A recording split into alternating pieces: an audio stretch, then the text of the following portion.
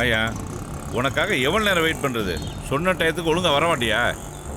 என்னங்க கொஞ்சம் முன்னாடி ஐயா சார்னு மரியாதையா பேசிட்டு இருந்தீங்க, இப்ப வாயா போயான்னு கொஞ்சம் கூட மட்டு மரியாதை இல்லாம பேசுறீங்க. டேய், உனக்கெல்லாம் மரியாதையே கிடையாதுடா. நீ போட்டிய ரிசார்ட் ஓனர் வேஷம், அதுக்கு தாண்டா அந்த மரியாதை. ஏண்டா, காசுக்காக ஏமாத்தி நடிக்க வந்த உனக்கு மரியாதை ஒரு கேடா? என்ன பரவாயில்லடா, ரிசார்ட் ஓனர் மாதிரியே நல்லா நடிச்ச. அப்படியாண்ணே?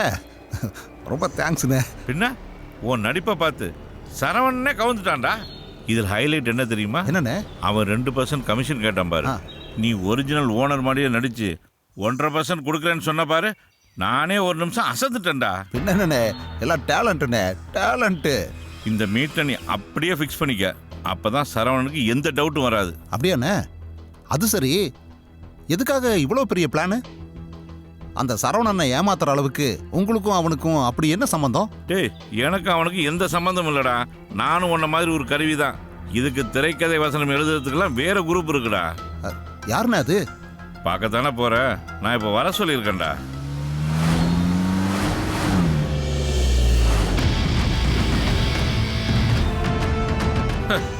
இந்த பாரு, வந்துட்டானுங்க பாரு.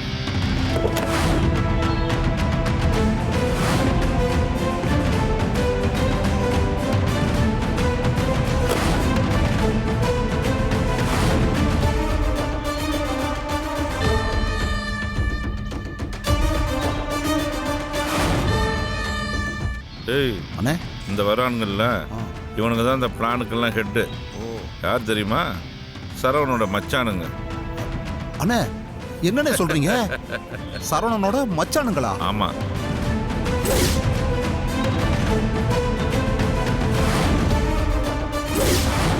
வணக்கம் தம்பி. வணக்கம். என்னண்ணே, இவர் தான் நீங்க சொன்ன ரெசார்ட் ஓனரா? கரெக்டா கண்டுபிடிச்சிங்க. அப்படின்னா நம்ம செலெக்ஷன் சரியா தான் இருந்திருக்கு. ஆளை பார்த்ததான் இவன்லாம் ஓனரானு உங்களுக்கு டவுட் வரலையே. சூப்பர் தம்பி. எங்களுக்கு டவுட் வருது இருக்கட்டும், எக்காரணத்தை கொண்டும் அந்த சரவணனுக்கு டவுட்டே வரக்கூடாது, அதுதான் முக்கியம்.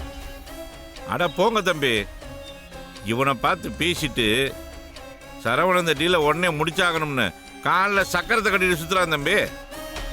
நான் கூட கொஞ்சம் நிதானமாக இருப்பான்னு சொன்னால் கேட்கவே மாட்டேங்கிறாப்பா.